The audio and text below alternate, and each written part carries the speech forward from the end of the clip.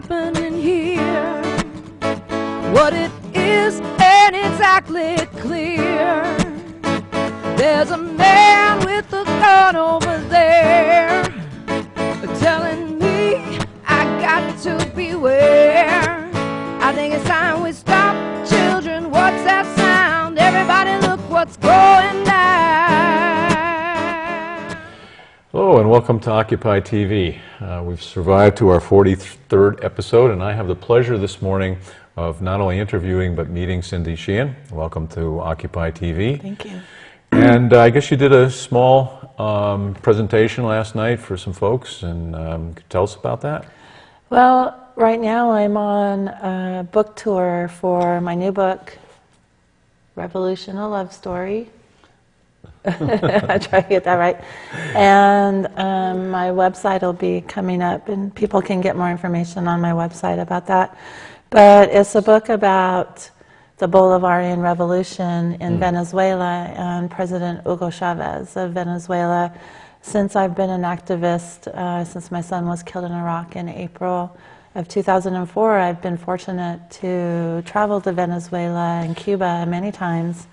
And what I want to do with this book is set the record straight about Hugo Chavez and to explain what he's been able to do in Venezuela and try to inspire a little bit of that action here in the U.S. So, yeah, I remember watching a documentary, in fact I have a copy of it, called The Revolution Will Not Be Televised, Right. Which is about, I guess, a coup that was run by the United States Right. to try to get rid of him. Right. And the interesting thing was that a couple of filmmakers just happened to be in the presidential palace Right. at the time. Right. So any thoughts about that or about the revolution in general? Well, I have been at the presidential palace, and I was, President Chavez gave me a tour of where, like it was a guided tour of Revolution Will Not Be Televised. And so that was in 2002. I was there in 2005 in the middle of the vibrancy of the revolution. And Chavez told me, then I was able to go back in 2010 and actually sit down and interview him, much as we're doing right now. And he told me he literally owes his life to the people of Venezuela because when he was removed from office, like you said, there's been many documents exposed showing that the U.S. had a profound, part, of course, in all coups and assassinations in Latin America. We've had a profound part in that. But after he was removed from office, the people of Venezuela poured into the streets, surrounded the presidential palace, and demanded his return. He was within hours of execution, probably. And so the military who was on the site at that time saw that, and they removed the coup from power and reinstalled President Chavez to his rightful place. So it's a real synergistic,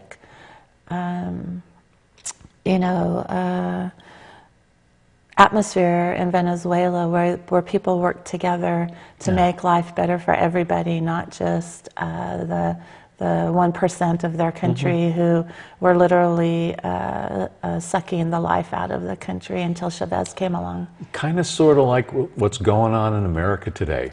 It's extremely relevant to what's happening today in the U.S. In Venezuela, the income disparity was horrendous. Of course, people were poorer in Venezuela than we are here. I think it's in capitalism's best interest here to at least give us the appearance of, the 99%, the appearance of prosperity. But we're starting to catch on. Oh, yeah. That prosperity is very tenuous when they can have housing bubbles, when, they can, where the mortgage companies and the banks can create the problem and not have to actually have any consequences. Right. They get bailed out. Yeah, and then just collect the houses one by one Yeah. as people go under. Yep. So people are starting. yeah. We're starting to catch on here, and the United States, of course, has the widest income disparity of any so-called industrialized nation. Yep. Since Chavez has been president, he started his term in 1999. That gap has closed 50%. And extreme poverty has greatly been alleviated through his programs of free medical and dental, free education, subsidized housing, and subsidized food. So that gap has greatly decreased since Chavez, and it's possible to do. Of course, Venezuela is more of a democratic socialist country, not a socialist country, because capitalism, due to the fossil fuel economy, is still alive and well in Venezuela. And I think one of my criticisms of the revolution is that it relies too heavily, of course, on a fossil fuel economy. And I'm hoping in October there's another election. Of course, Chavez right now is suffering from cancer, and we're hoping that his recovery is going to be complete. And it looks like he will win re-election again in October, and I'm hoping that that administration will focus on more sustainable and healthy forms of energy production and economy.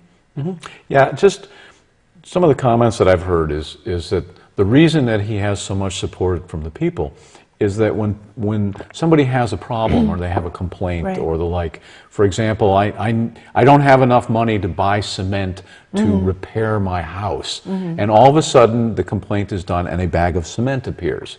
Right. And if you do that to your population, where you're actually empowering the people at the bottom who need to solve problems, suddenly you have support, as opposed to how fast can we extract wealth for the wealthy. Right, and he's having the reverse problem. He is equalizing the wealth and distribution of resources in Venezuela. For example, Venezuela has a terrible housing shortage, especially since the floods. Opposite problem in the United States. We have a couple million homeless and over 18 million empty housing units. Yeah. Everybody in the United States could be housed. In Venezuela, they don't have enough housing units to house people, so they have a program where they're identifying if they need to either build new housing, and they're doing that by reappropriating land that banks have owned that has not been used. They're paying a fair price. They're not like stealing the so-called the land doesn't belong to the banks anyway. It belongs to the people of Venezuela. Building housing units, or like you said, identifying if the houses need to be,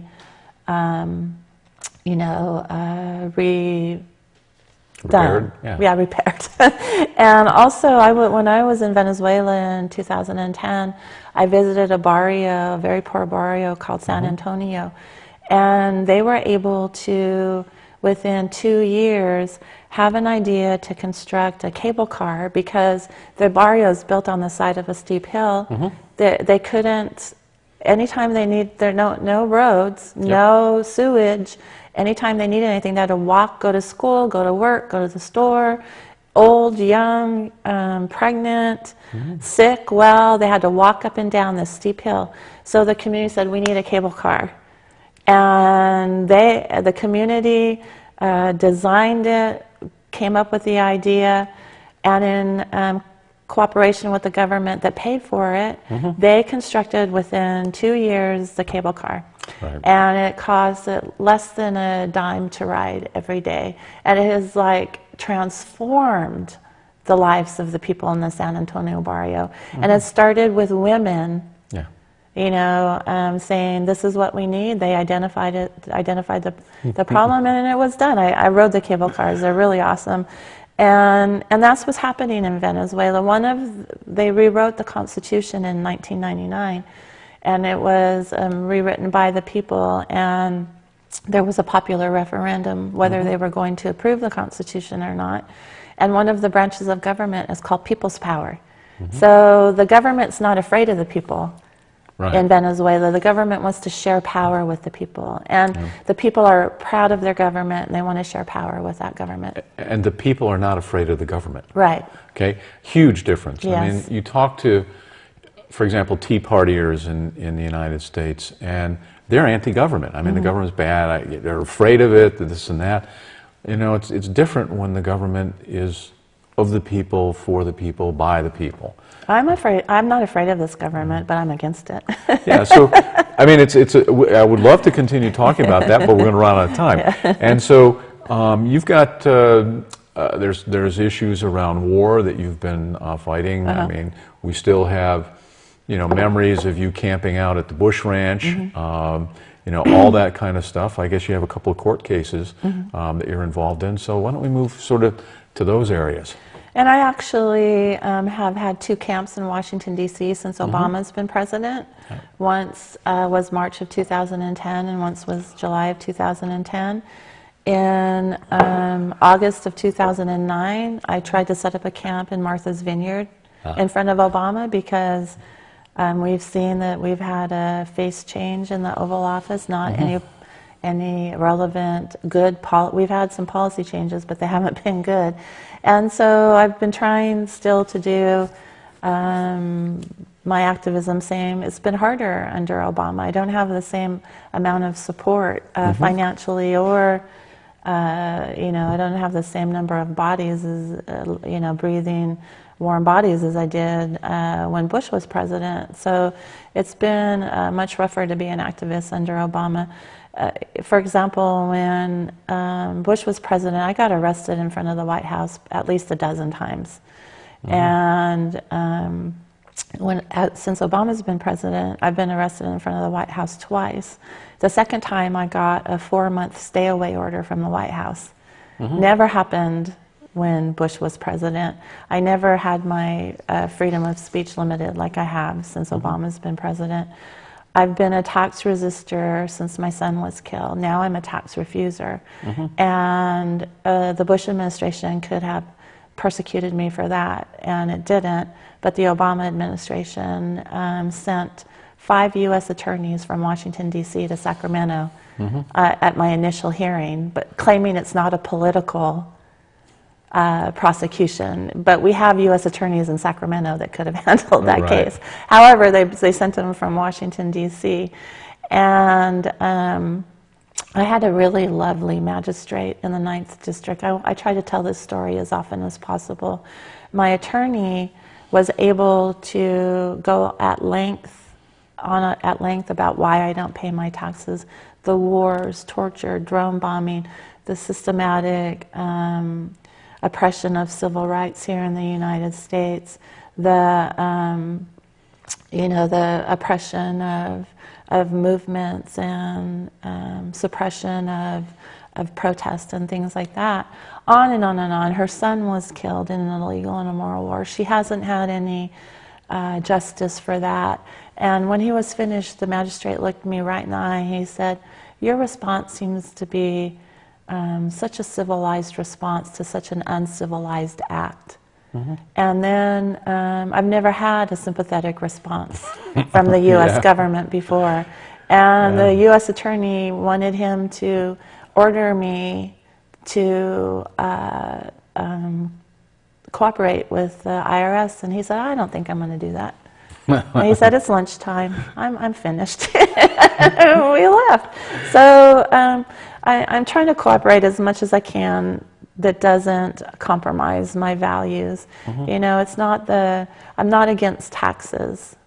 You know, I'm not one of those kinds of people. If our taxes went for programs like they have in Venezuela, I would gladly pay. So let's list what some of those programs should be. How about a universal single-payer healthcare system? Yes, instead of I started the list. Corporate fascist system we have. What other things? Education. Yeah. You know, it seems like in the response to this economic crisis, money is being pulled from all of these programs. Education just basically what the Pentagon gets in the budget without going into the black ops and the nuclear program and the supplementals for war. Pentagon gets $70 for every $1 education gets in the federal government. In my own state, where we keep on running California, we keep on running these $16 billion deficit. So what does the Democratic Governor Jerry Brown do? He takes money from welfare, he's taking money from food stamps, he's taking money from education. So education from preschool to university in this country should be free. The program... It's free in other countries. Absolutely. Yeah, it's done. It's done in other places, as Venezuela, as it is in Cuba, in many countries in Europe. The whole thing with Canada is they're trying to make college not free anymore. Yeah. You know, it's like, and they're excuse trying to overturn the National Health Program too. The Canadians are rightfully proud of, and they won't let that happen. So the first thing that should be done under a revolutionary government is forgiveness of student debt. That is a number one thing. That would how many millions of dollars would that pump into the economy right away? Let's just talk about debt for a second. I mean, we have all these houses out there which the banks wrote mortgages for. Now, where did the money that went into writing those mortgages come from? Right. Was it borrowed from people who already had it, or was it created out of thin air? It was created out of thin air. So in other words, the banks are grabbing assets that they financed from money created with a fractional reserve system that essentially creates it out of thin air. So they don't have any money into those houses, but yet they are taking them over. They're taking real assets out of the society, claiming ownership, and they never, you know, the money was created out of thin air to finance those things originally. Right. I mean, I sense you and I share the same outrage over that particular system. Oh, absolutely, and I understand when the crisis was happening, they only had to have 10% of their money in fractional reserve. Now it's zero. Yeah. So they don't have to have any fractional reserve at all. But I mean, yes, it's an outrage. It's an outrage that at the end of 2008 we bailed out these banks and financial institutions for $850 billion, and now it's up. The bailouts are numbering trillions of dollars, while we are losing our homes. And one thing I love about the Occupy movement in some communities is transition to anti-foreclosure movements, where they've been occupying the houses, and so that's what I'm talking about. You know, the capitalists, whatever the bubble is, they are creating these bubbles where they're getting rich during the expansion, and then they don't have to suffer any consequences when it bursts.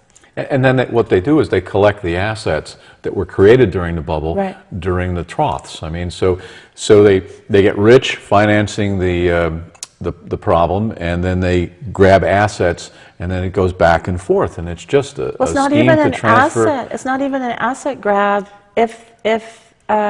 because that should cover their losses.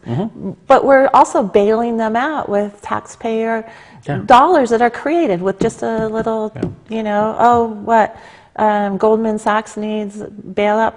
They have it. We need a bailout. I'm sorry, there's no money. Yeah, exactly.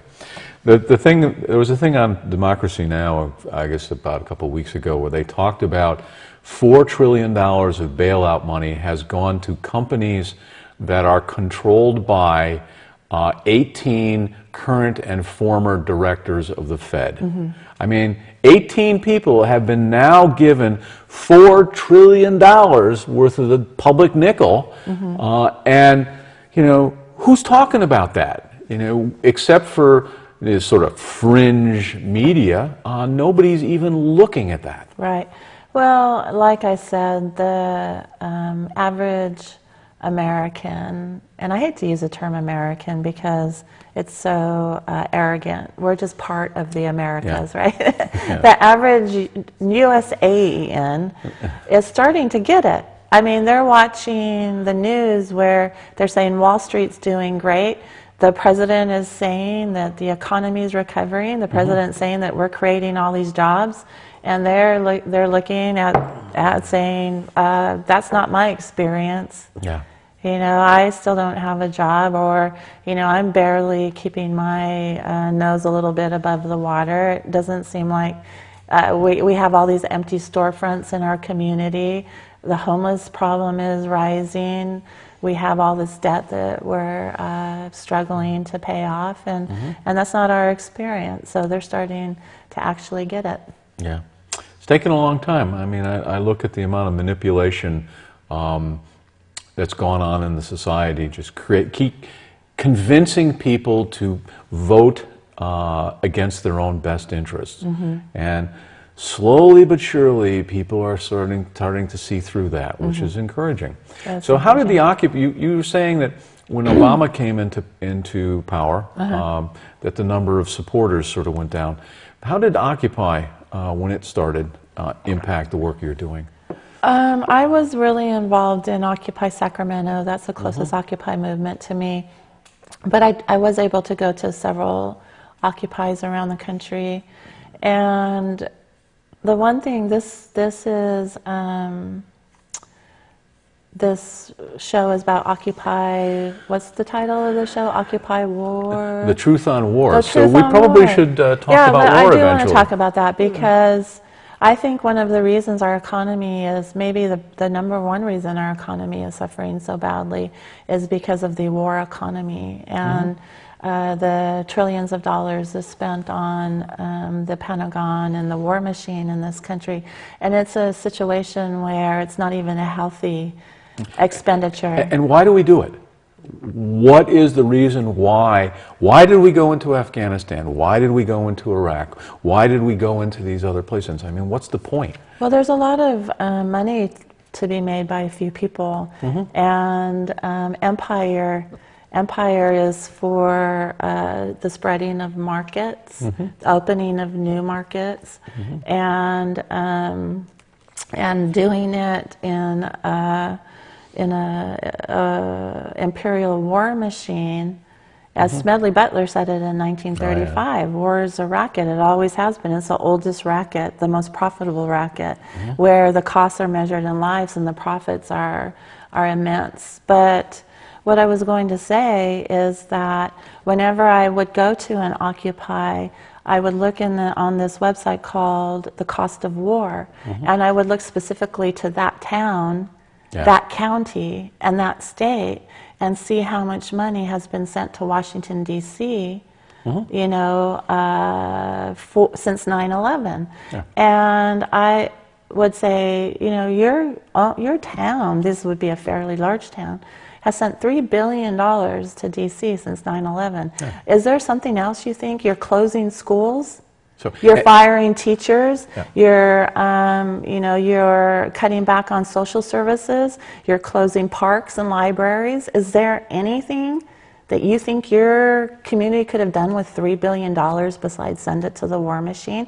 So I think Occupy needs to be more vocal. Ending the wars, closing the 800 bases we have around the world, dramatically cutting back to our military to a reasonable size would help the economy so much. So, I mean, we do sort of have this ocean on one side and ocean on the other. You know, we have Canada to the north. Okay, how much defense do we really need? Or is all of this stuff purely about power projection and profit? Profit for not the 99%, but for the 1%. No, that's what it, and unfortunately, the 99% suffer. My son joined the military in 2000 to be able to pay for a university education. And on the opposite end, my daughter, Casey's next oldest sibling, went in $50,000 into debt to get her master's degree.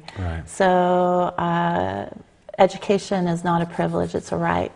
And the difference between our Constitution and the Constitution, the Bolivarian Constitution of Venezuela, is it doesn't talk about civil rights. It does talk about civil rights, but it talks about human rights. Yeah.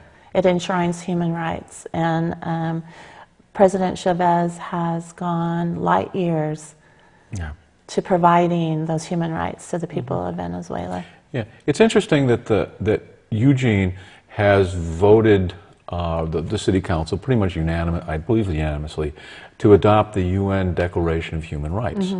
Okay, now the question is, are we actually living up to that? Is it sort of more words and platitudes and all that nonsense, but no action? And unfortunately, in most communities that do that kind of stuff, that like to see themselves as forward-thinking, that's all you get is talk.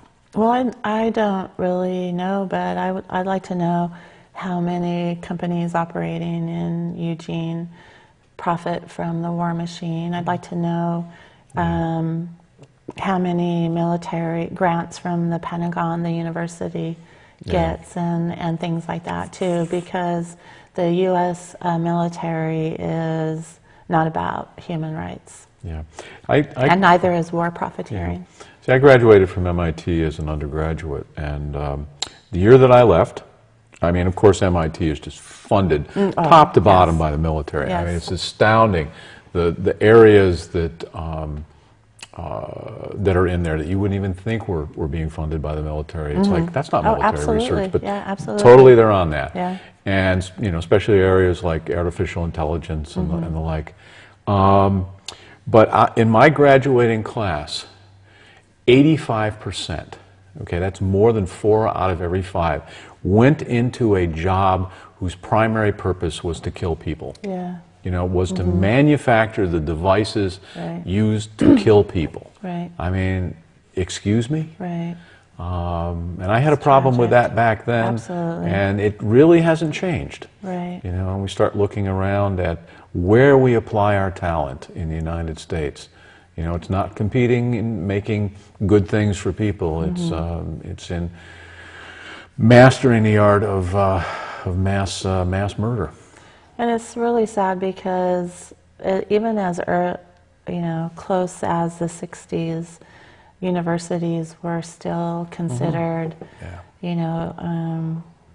paragons of free speech and activism. But since they did away with the forced conscription, which wasn't because they're good people, it was because they realized that forced conscription radicalized people. And they've made the universities more and more and more conservative by this program of, funding research through the Pentagon. And not only that, they've made them so expensive that people who go there are either going there because they're children of the war profiteers or banksters and they can afford to go there, or like my daughter, they're working full-time and going to school and amassing these terrible loans. So they don't really, even though my daughter has the revolutionary heart and radical heart like her mother, she didn't have time to, she had to work her job and do her studies. And and now, of course, she can't find a job in her field, so she's a bartender. And she's thankful for that job. And she's got a $50,000 loan to pay off. And she has a $50,000 loan. If she could, if that loan was forgiven, her community would have an extra $350 a month in the real economy. Yeah. But it doesn't. Right. And the system the system is not working. Just plain not working. And we have examples all around the world of how to fix it. But there is this sort of American exceptionalism. Right. The thing is that we are number one, we are the best, we are this, we are that. And yet we are failing to provide health care, we are failing to provide housing, we are failing to provide education, we are failing to do all kinds of things except beat up other people and countries and take their stuff. Well, and I think from the perspective of the 1% is a planned failure. You know, you don't need to be educated to be slaves. Yeah. You don't need an educated workforce if all you want is debt slaves Yeah. and wage slaves. In 2009, after Obama was elected, I wrote a book that was kind of prophetic about the Occupy movement. It was called Myth America, the 20 greatest myths of the robber class and the case for revolution. And I didn't break it up into the 1% and the 99%. I broke it up into the robber class and the robbed class. It was in 2008 I ran for Congress against Nancy Pelosi. And I got in San Francisco, and I got a political education that I could never have gotten in a university. And I wrote my book based on that and based on the bailout that happened at the end of my campaign. So talk about your campaign. I mean, I didn't actually know that. Oh, that's actually when I disappeared off the face of the earth. It's like I never worked so hard in my whole life, but my campaign wasn't covered. Yeah, that's surprise, surprise. So what did you wind up with for final in the vote? Well, I ran as an independent. In California, we call it decline to state. Yeah. Had a much farther left platform than Nancy Pelosi. Oh, yeah. I ran against her based on the fact that her Congress, when she was Speaker of the House, kept on funding George Bush's wars, and that she refused to put impeachment on the table. Right. I still feel accountability as a very important issue. And so we opened up an office at the end of 2007 in the Mission District, and it was a campaign just to get my name on the ballot. Yeah. We had to get over 10,000 signatures, and the more signatures we got, the less they would validate. Yeah. So it was like the old frog jumping. I think if you went to MIT, you understand the frog jumping to the pond concept. Yeah. If it jumps half its distance every time, it'll never get to the pond. And I was like, oh my God, we're never going to get, we could turn in like 100,000 signatures and still not qualify. But we finally, in the last day, qualified for the ballot. And I ended up getting 17%. Oh, and that's not bad at all. I came in second, and it was the first time since she ever ran that she got less than 85%. And she got 70% that year.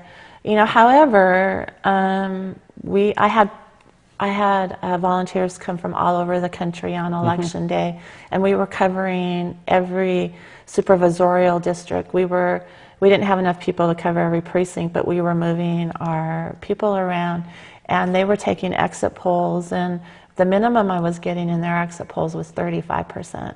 Really? I got 60% in some districts, yeah, but I ended up getting 17%. So the question is, based on that, are you suggesting that maybe all these paperless electronic voting machines actually don't work quite as they're supposed to? Well, elections, one of the myths I dispel is that, elections are valid. Yeah, right. Especially in the federal level, know.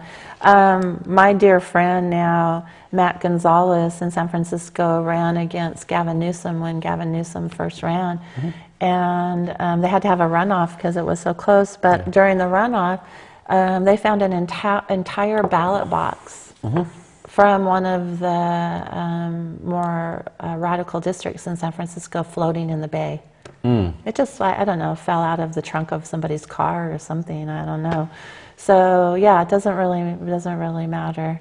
And I think we waste a lot of good resources and time trying to game the system using the system's rules. Yeah. In other words, if the king can't win with the rules as they are, the rules will be changed. Well, but like I said, I'm still grateful that I did that because I got a lot of education and experience. Well, I don't know. I'd encourage you to do it again. No, not a chance, huh? Well, not in the federal level. It's a waste of time. I am actually thinking of running for governor of California, and I'm thinking of running based on a Bolivarian concept of because I don't know, the United States is really big.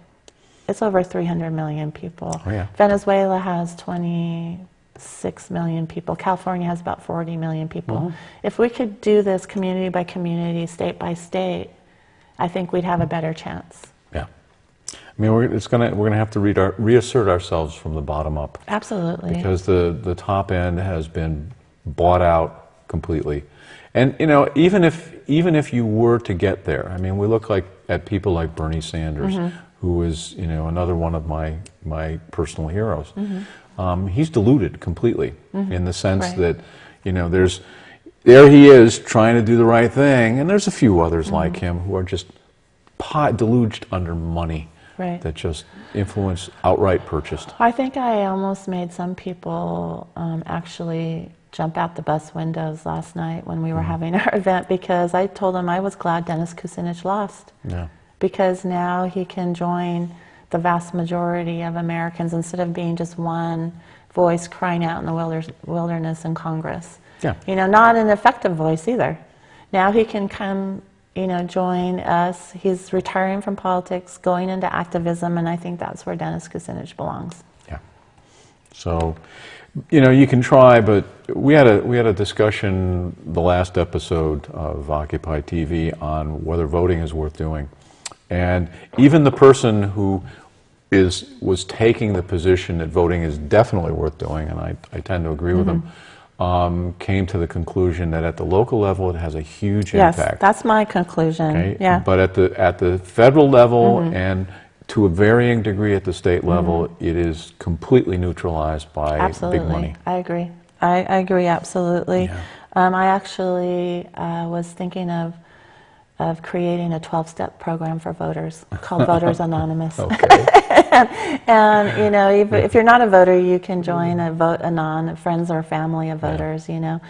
And so, no, I totally agree. I think that, especially in the federal election paradigm, we get sucked into stuff that doesn't even matter. And, you know, we're sending our money to people who don't need it because they're getting money from, you know, the corporations and the banks and everything from their PACs. And, you know, we're wasting our resources on. And this is what I said in my book, Myth America. You know, you got Goldman Sachs candidate A, you got Goldman Sachs candidate B. Yeah. We're going to lose, but Goldman Sachs is going to win. And that's what's happening. If we use the language of Occupy, the 1% has selected these candidates, they've approved these candidates, they've vetted these candidates. The 1% couldn't care less if Romney wins or if Obama wins, because they're going to win.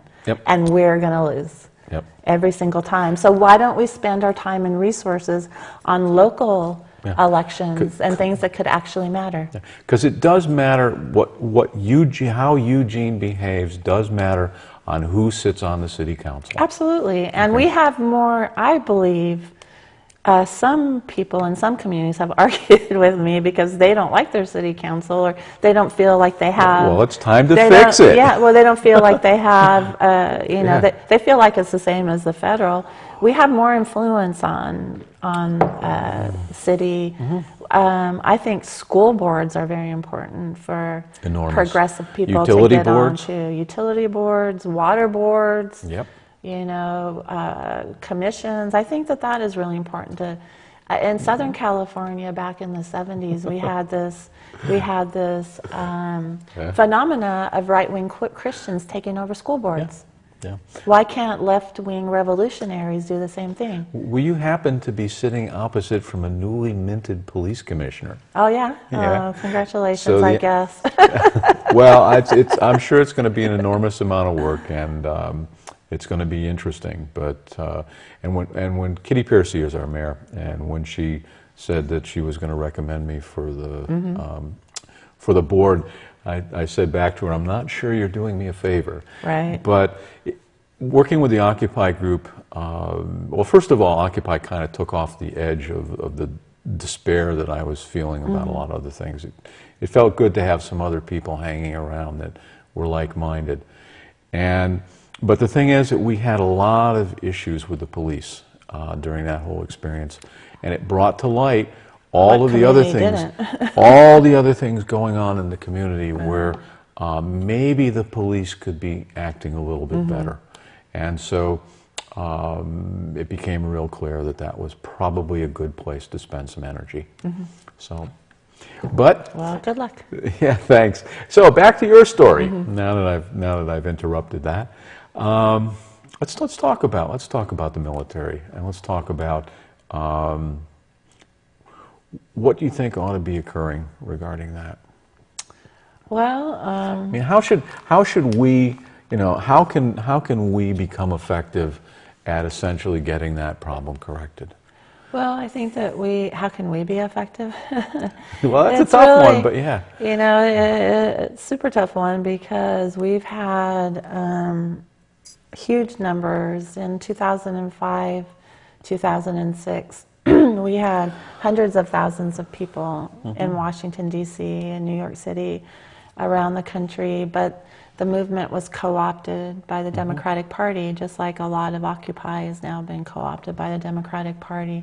So I think what we basically have to do is get people to break through this, two-party scam. Yeah. Really. And until we break through this two-party scam, I'm afraid that our movements can't be very effective if it's channeled constantly into partisan elections. I don't know how we can be effective, but I think the answer to globalization, militarism, is localization. I really believe that. I had an organization that's kind of been a little dormant for a while, but it's called Recreating Revolutionary Communities, and we had a tour last summer. Our first stop was in Eugene. We went to the backyard chicken farmer, we went to the community farming, we went to the recycling center. Eugene has a lot of things going for it right now. Enormous. And so I think that we create, like you said, we create healthy communities and healthy regions, and it has to be grassroots up, but it can't be like a real steep vertical power structure. It has to be very horizontal, it has to spread very horizontally. And militarism, one of the best things we can do is fight to keep our kids out of the military, and fight to keep our own kids out, but to keep our neighbors' kids out, keep our community kids out. And it's so hard because they can't afford to go to college, they can't find a job. So a good thing that activists could do would be to have a cooperative where they work on jobs and internships and scholarships, because we can't just tell our kids not to go in the military. Right. They have to have hope for a future. And so that's one way, is to prevent our children from participating. But we could do that, but the 1% is very focused, and they see that becoming a trend. And so what are they doing? They're expanding the use of robotic warfare. So if we don't care about our young people who are dying, and as a mother of a dead soldier, I can tell you that most of this country does not care that my son was killed. They don't care our own soldiers are killed. They certainly don't care that civilians are being killed. What are they going to do when our side is totally robotic, slaughtering civilians in other countries? So that's a big problem that I've been trying to focus on my activism on, also, is robotic warfare. No matter how much the unarmed aerial vehicles have expanded dramatically under Obama, the ground-based robotics have also expanded even more than the aerial vehicles. So we're working, and this is an area, I'm not sure in Eugene particularly, where where drones are manufactured, not too far away. And so, that's something that we can focus our activism on. And USAians need to realize, you talked about American exceptionalism, that we are not the most exceptional people on the planet. I think every billion, every single one of us on this planet have the same exact existential imperative. And that's what we have to realize in the United States. We're a small percentage of the population, but we suck up most of the resources. Yeah. Well, we look at things. There was, of course, the 2000 World Health Organization report that put us at number 37. And we're probably lower in the list right now for a variety of reasons. But that means that at least 36 other countries provide health care better than the United States But we does. have the best healthcare system in the world. I hear that all the time. I do too. You know, even from so-called progressives or liberals. Yep. We have the best, I said, we have the best healthcare system in the world if you're in the 1%. Yeah. If you're in the 99%, then, you know, I don't have health insurance. But you know what? I'm healthier. Yeah. Because I've had to figure out alternative, you know, alternative ways to keep myself healthy. So, I mean, we don't have, even if we have a healthcare system, I call it a death care system. Yeah. They want to keep us sick because that's where it's profitable. Right. It's not profitable to have healthy people. No. And yeah, I've actually been doing some speaking as of late on the healthcare system, and the number one killer is, of course, tobacco. I mean, there's the list of things that appear on death certificates, but then there's the causes of death. Okay, number one, of course, is tobacco. Kills 450,000 people a year.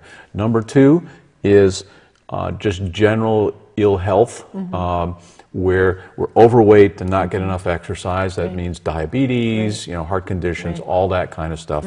330,000 people a year. And then the next biggest killer is denial of service. People who, two categories. Number one is people who went to an emergency room and were turned away and then died in the parking lot. Right. And that's, you know, that's the extreme case, but that class of people ranges 15 to 20,000. And then the other 80,000 of that are people who were aware that they were having a problem, but couldn't afford to go see help until it got so severe that it became irreparable, at which point they die. So denial of health care service in the United States has become the third leading cause of death. I mean, it is just staggering, and yet we talk about, we have the best healthcare service in the country, or in the world, in the universe. I was going to say no probably less. the universe. Exactly. So we got about another 12 minutes to go. So where do you want to go from here on this conversation? I don't know, wherever you want to go, I guess. Oh, well. We could talk about my radio show. Let's talk about your radio show. Oh, yeah. And have we put up the website recently? Because Cindy's got a blog going, and that's Cindy Sheehan's Soapbox. That's Sheehan's with an S on the end, soapbox.com. And if you Google my name, that's the first thing that comes up too. yeah, actually, you come up pretty high in the Google list. Yeah. You know, you don't show up if you just do Cindy. Yeah. You have to get the SHE, and then poof, there you are. There I am. Yes, there's somebody named Cindy Sherman. I'm not even sure who that is. But in 2009, after my campaign against Pelosi, I could see that it was going to be extremely hard to be an anti-war activist, which I still am. So I started a radio show called Cindy Sheehan Soapbox.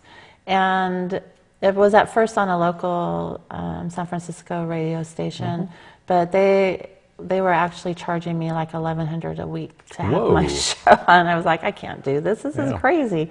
So now it's based at my website. We have archives going back to my first show. So I have over 100 shows now. We have a new show almost every week, starting Sunday at 2, our time, the West Coast time, the best time. And then after that, it's on the archives for the rest of the time. And I've had some amazing, like Hugo Chavez, Yoko Ono. Tomorrow I'm having revolutionary cartoonist and author Ted Rawl. He's a political cartoonist. Yeah, actually, he did a book tour a while back on his, I forget the title of the book, but I bought a copy of it, and it was a good read. I gave it to several people. He's really where he's talking about the system can't be fixed anymore, and we really need to be looking at revolution. And the question is, what is that going to look like? How is it going to come down?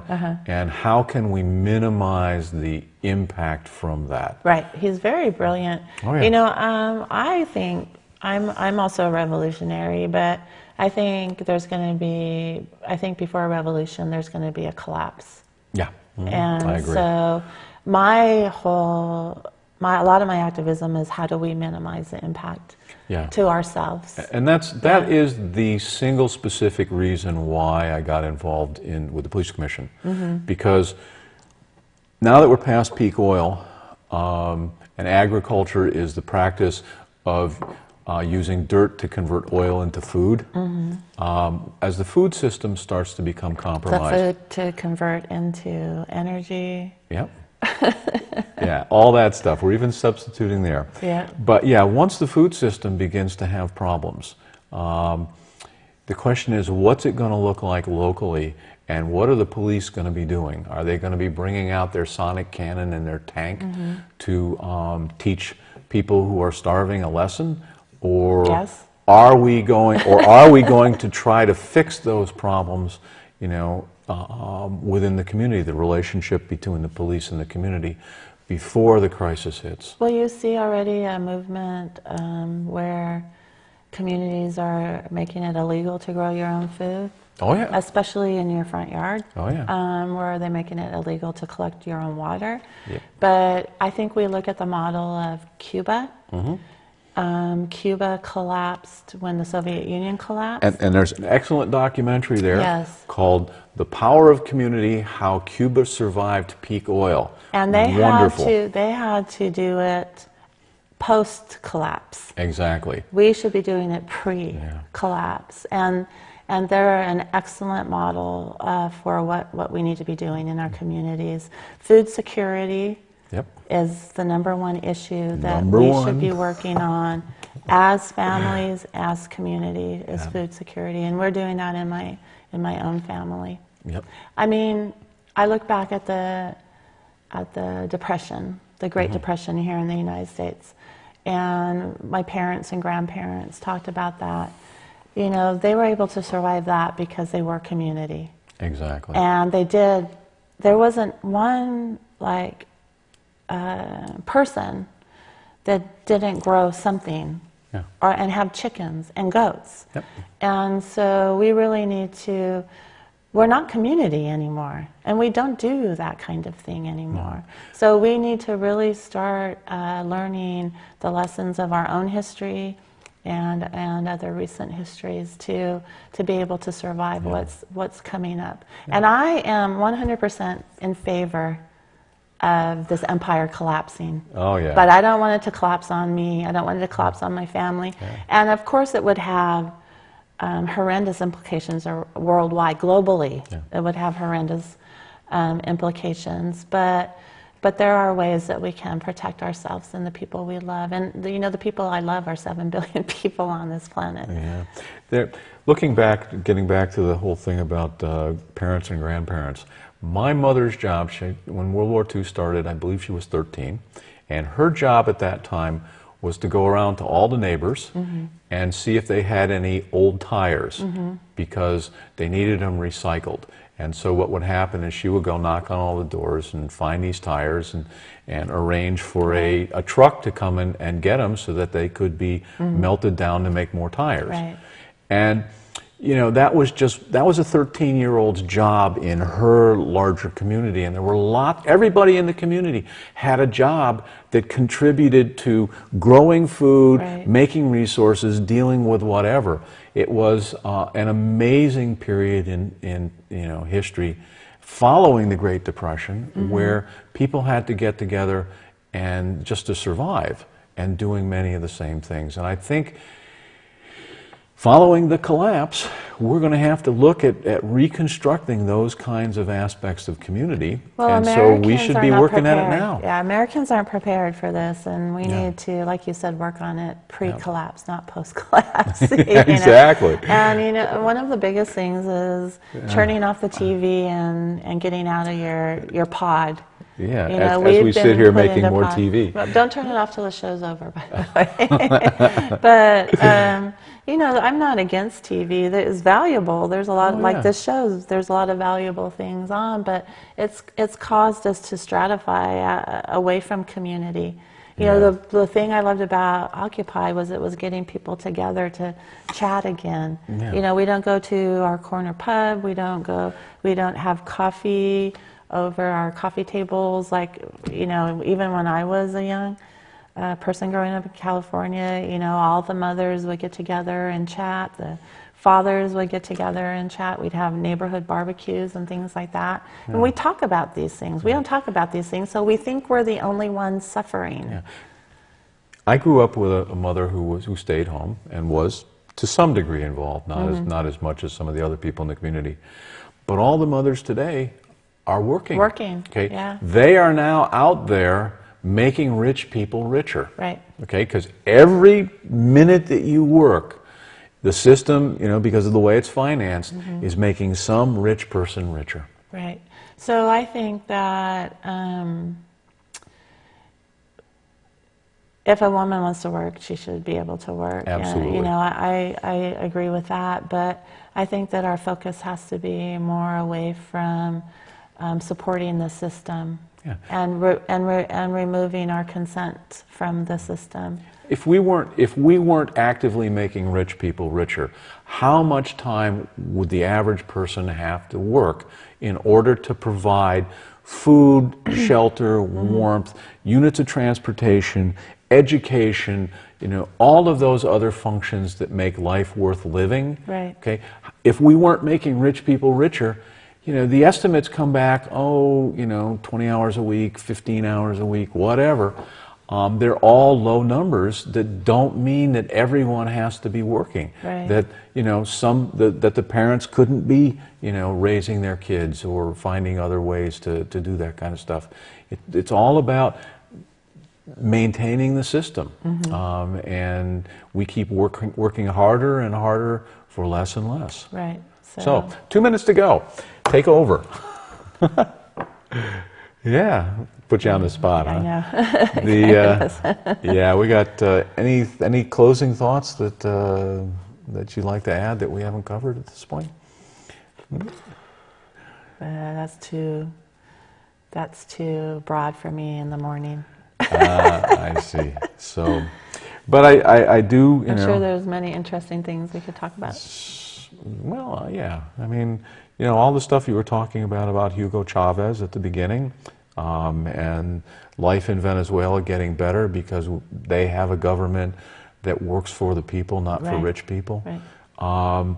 We talked about, you know, the whole war thing, and how much of our resources are coming out of our communities to go into something that again allows rich people to get richer. We talked about the impending collapse, which is coming, and how we need to actively be involved in changing the society that we live in order to make it possible to survive it in a reasonable manner. Care to add to that list? Well, I think the collapse of the Soviet Union, of course, was because of their military. Absolutely. You know, they were allegedly communist, but they were very military and totalitarian. And I think it surprised a lot of people. Yeah. You know, Reagan being probably the #1 person. Exactly. I was surprised that happened.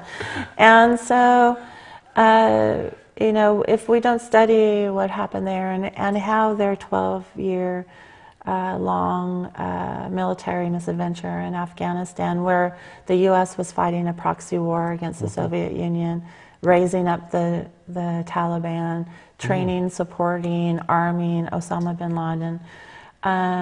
You know, if we don't study that and learn those lessons and not be surprised about the collapse of the United States, we might have the same thing happen that happened in Russia now. You know, Russia has, the Soviet Union has been replaced by, you know, something that is not as bad, but certainly we could conceive of a much better paradigm in the United States if we learn those lessons and aren't surprised by our collapse. It will collapse. Okay. Empires always collapse. We've run out of time. So on that note, you got the last word, and it's been an absolute pleasure talking to you. Okay. See you folks next time on Occupy TV. Peace out.